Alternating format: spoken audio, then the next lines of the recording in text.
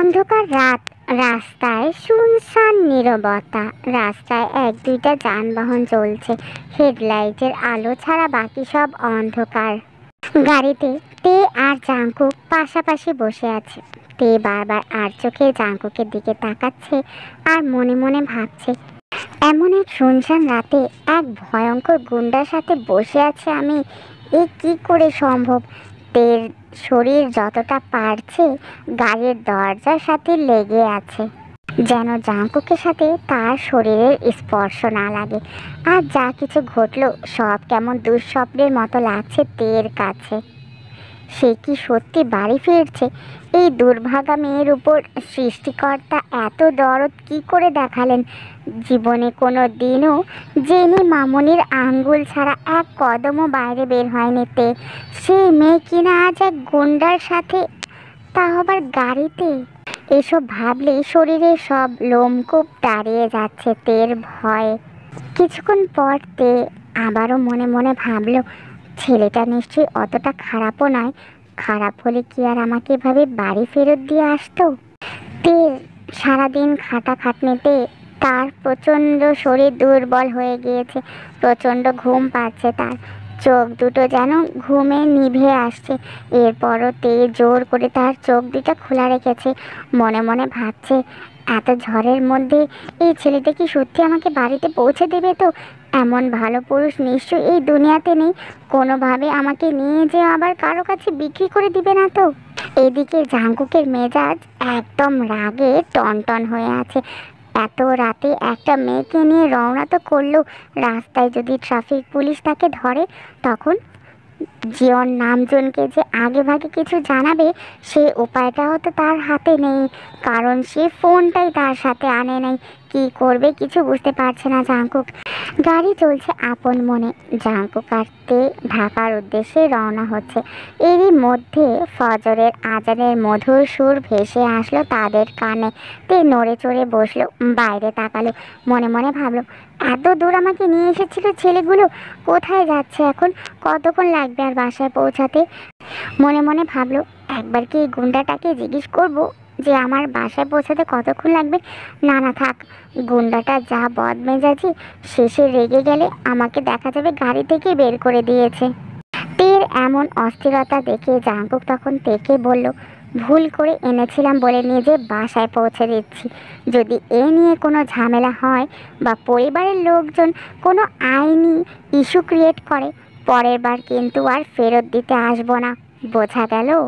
জাঙ্কুকের এমন হুমকিতে তের বুকটা কেঁপে উঠল ভয়। আয়নাতেই দুইজনের চোখাচোখি হলো, তে তাড়াতাড়ি করে চোখটা নামিয়ে ফেলল। জাঙ্কুকের এমন কথায় ভয়, মনে মনেও আর কিছু ভাবার সুযোগ নেই তার। বাড়ির গেট সম্পূর্ণ ফাঁকা, দারোয়ান নেই দেখেই গাড়ি এখানে এনে থামালো জাঙ্কুক। তের চোখ ঝলকে উঠল চেনা বাড়িটা দেখে। এখনো বাড়িতে প্যান্ডেল লাগানো, লাইট বসানো। বাড়ি দেখে উত্তেজনায় আরও অস্থির হয়ে গেল তে। জাঙ্কুক দরজা খুলতেও পারেনি, তার আগে কিছু বোঝার আগেই রকেট বেগে ছুটে ঢুকে গেল তে তার বাড়িতে। তেকে এমন আচমকা ছুটে যেতে দেখে জাঙ্কুক চোখ মুখ কুঁচকে বলল, আজব মেয়ে তো, কোনো কিছু না বলেই এভাবে দৌড় দিয়ে পালালো। এদিকে টানা কয়েক ঘন্টা একভাবে মাস্ক আর ক্যাপ পরে থাকায় জাঙ্কুকের যেন বেশ অস্থির লাগছিল। গাড়ি থেকে বের হয়ে মাস্ক আর ক্যাপটা খুলে বাড়ির দিকে তাকিয়ে আছে জাঙ্কুক। ঠিক তখনই বাড়ির দারোয়ানের চোখ পড়ল জেকে মাস্তানের দিকে। জাঙ্কুককে দেখে চোখ বড় বড় হয়ে গেল দারোয়ানের। গতকাল রাতের জেনির চিৎকার কান্নাকাটিতে শুধু বিল্ডিং নয়, পুরো এলাকায় ছড়িয়ে গিয়েছে তের নিখোঁজ হওয়ার খবর। এমনকি আজকেই থানায় জিডি করার কথা। সবার মতো দারোয়ানও জানতেন তেকে পাওয়া যাচ্ছে না, কিন্তু গাড়ির শব্দ, তের এভাবে ছুটে যাওয়া, এরপরই জাঙ্কুককে গাড়ি থেকে বের হতে দেখা, সব কিছুই যেন দারোয়ানের কাছে পরিষ্কার হয়ে গেল। অমন দাঁড়িয়ে দাঁড়িয়ে ঘটনা একের পর এক সাজালেন লোকটা, দুয়ে দুয়ে চার মিলিয়ে মাথা ঝাঁকালেন।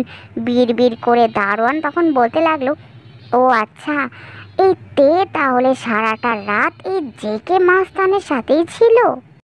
পরের দিন সকালে জিওন নামজুন তার অফিসে কিছু কাজ করছিল, ঠিক তখনই তার কাছে এসে হাজির হলো তার অফিসের ম্যানেজার। দুইজন বসে বসে অফিস এর কাজ নিয়ে কথা বলছিল। ঠিক তখনই তাদের আলাপ আলোচনার মধ্যেই দরজায় পা রাখলো জাংকুক। মুখে বেশ ক্লান্তির ভাব, চুলগুলো এলোমেলো। জাংকুকের রুমে আসতে না আসতেই নামজুন প্রশ্ন করে বসলো, সারা রাত বাইরে ছিলে তাই না জাংকুক? জাংকুক চুপচাপ হেঁটে এসে সোজা তার বাবার মুখোমুখি সোফাটায় বসলো। অলস ভঙ্গিতে পায়ের ওপর পা তুলে তার বাবার প্রশ্নের জবাব না দিয়েই তার বাবার প্রশ্নের জবাবের বদলে পাল্টা প্রশ্ন করে বলল, ছেলে কোথায় থাকে না থাকে, বাড়ি ফেরে না ফেরে, তার খোঁজও রাখো না বাবা। জাংকুকের এমন কথায় নামজুনের বেশ রাগ হলো। তারপরও নিজের রাগটা কন্ট্রোল করে বলল, ফেরোনি কেন বাসায়, কি করছিলে? জাংকুকের চোখ পড়ল নামজুনের ম্যানেজারের দিকে। ভ্রু কুঁচকে তার দিকে তাকিয়ে বলল, এত সকাল সকাল তোমার এই চামচা এখানে কি করছে? নামজুন তখন বিরক্ত হয়ে জাংকুককে বলল, জাংকুক ওর কথা বাদ দাও, আগে তোমার কথা বলো। সারা রাত কোথায় ছিলে তুমি? নিশ্চয়ই কোনো ক্লাবে, মদের আড্ডায়, না হয় জুয়া তাস এসবই খেলছিলে, তাই তো? জাংকুক তখন উত্তর দিল, রোজ রোজ এই একই কথা জিজ্ঞেস করে কি মজা পাও তুমি? নামজুন তখন রেগে বলল, তোমার মধ্যে ন্যূনতম লজ্জাও নেই জাংকুক। তোমার মধ্যে যদি লজ্জা থাকতো তাহলে এই ধরনের আজে বাজে কাজ আর তুমি কখনোই করতে না। জাংকুক তখন বলল, আশ্চর্য বাবা, যে জিনিসটা নারীর সেটা দিয়ে আমি কি করব? লজ্জা নারীদের থাকা উচিত, আমার না। আমাদের মতো পুরুষদের লজ্জা পাওয়া মানায় না বাবা। নামজুনের ম্যানেজার তখন নামজুনের দিকে তাকিয়ে জাংকুককে বলতে লাগলো, বলছিলাম কি আসলে স্যার, আপনি হলেন এই দেশের স্বরাষ্ট্রমন্ত্রীর একমাত্র ছেলে। আপনি যদি রাত বিরাতে এভাবে বাইরে থাকেন, স্যারের তো একটু অসুবিধা হয় তাই না? জাংকুক তখন চোখ রাঙিয়ে লোকটার দিকে তাকিয়ে বলল, এই মন্ত্রীর চামচা, কথা কম। ওই দিনের আমার হাতের মার কি ভুলে গেছিস নাকি? নামজুন তখন রেগে গেল আর বলল, জাংকুক, আমার ম্যানেজারের বয়স তোমার বাবার কাছাকাছি, অন্তত একটু ভদ্রভাবে কথা বলতেই তো পারো। জাংকুক তখন বলল, বাবা, এসব কাউকে সম্মান দেওয়া আমার পক্ষে সম্ভব না। তুমি তো খুব ভালো করেই জানো সম্মান নামক জিনিসটা আমার মধ্যে নেই।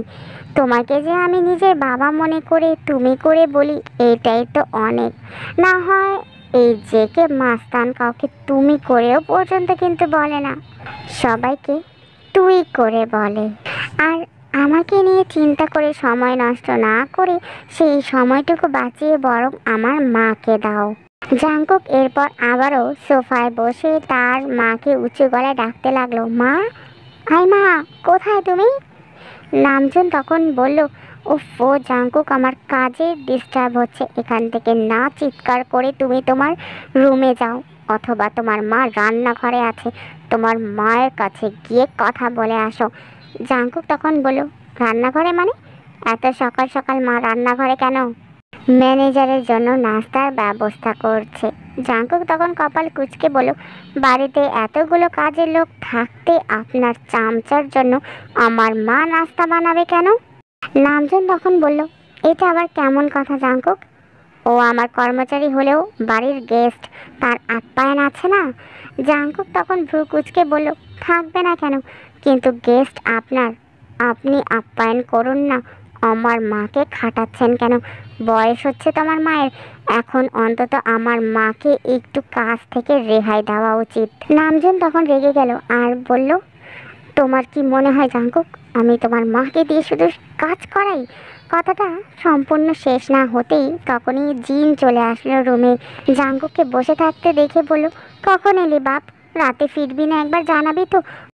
কতক্ষণ অপেক্ষা করে বসেছিলাম আমি। জাংকুক তখন মৃদু হাসলো, নরম কণ্ঠে তার মাকে বলল, মা, কতবার না বলেছি তোমাকে, রাত 1টা বাজলেই আমার জন্য আর অপেক্ষা করবে না, তা বসে থাকো কেন তুমি? জিন জাঙ্কুকের মাথায় হাত বুলিয়ে বলল, মায়ের মন তুই এসব বুঝবি না রে বাবা। জাঙ্কুক এই পৃথিবীতে শুধু একটা নারীকেই ভালোবাসে, আর সেটা হলো তার মা।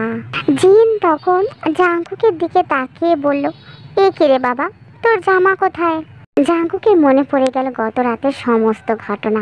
তার চোখের সামনে ভেসে উঠল তের ভীতু ভীতু চেহারা, ভয়ে চোখ বন্ধ করে নেওয়া, কাপা কাপা গোলাপি সেই ঠোঁট, কপালের চুলগুলো এলোমেলো হয়ে পড়ে থাকা। তের কথা চিন্তা করে জাঙ্কুকের মুখে আবারও মৃদু একটু হাসি ফুটে উঠল। তখনই জিন আবারও জাঙ্কুককে বলল, কিরে বাবা, কথা বলছিস না কেন? তোর গায়ের জামা কোথায়? জাঙ্কুক তখন একটু থেমে সময় নিয়ে বলল, মা, জামাটা পুরনো হয়ে গিয়েছিল তাই ফেলে দিয়েছি। ওফো মা, আর এসব ভালো লাগছে না। তুমি এই চামচার জন্য চা বানিয়েছো না? আমার জন্য 1 কাপ কফি আর আমার নাস্তা আমার রুমে পাঠিয়ে দাও, আমি সেখানে খাবো মা। কথাটা বলে জাঙ্কুক সেখান থেকে চলে গেল। অপরদিকে তে গুটি গুটি পায়ে ভয়ে ভয়ে ঘরের ভেতরে ঢুকছে। আবারও সে তার পরিবারের লোকজনকে দেখতে পারবে তা কখনো যেন কল্পনাও করতে পারেনি তে। ঘরের ভেতরে পা রাখতে দেখলো ঘরে গিজ গিজে মানুষ, সবার মুখে চিন্তার ছাপ। জেনি কান্না করছে, জিমিন তাকে সান্ত্বনা দিচ্ছে। সবাইকে এক পলক চোখ বুলিয়ে নিল তে। সবাইকে দেখতে পেল, লিসাকে দেখতে পেল না। মনে মনে ভাবলো, লিসা আপুর কি তাহলে বিয়েটা হয়ে গেল? লিসা আপু কি শ্বশুর বাড়িতেও চলে গেল? ইস, শেষবারের মতো লিসা আপুকে একবার বউ সাজা অবস্থায় ঠিক করে দেখতেও তো পারলাম না। চুপচাপ দাঁড়িয়ে আছে। হঠাৎ করে জিমিনের চোখ পড়ল তের দিকে। সজোরে চিৎকার দিয়ে বলল, তে।